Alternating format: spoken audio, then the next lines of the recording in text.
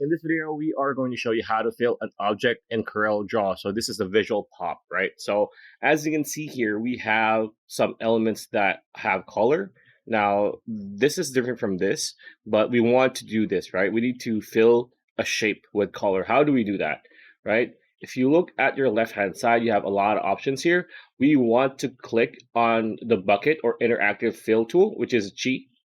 So clicking on this or pressing G, all we need to do if we want to fill a single color, which is what we want in this video, we want to click on the object, right? Like so.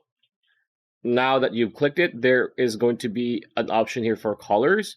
If I choose this color, as you can see, it is now going to be filled with that specific color that I have selected on the options here, right? Now, how do we actually, as a bonus, how do we make shapes?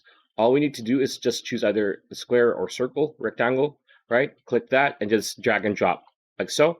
And then again, if you want to fill this up with color, click on the bucket tool and then choose whatever color you want, and it's all going to be automatically filled in by the color that you have chosen. Pretty much it. That's the video. Hope you liked it. Like, comment, share, subscribe, ring that bell icon. I'll see you on the next video.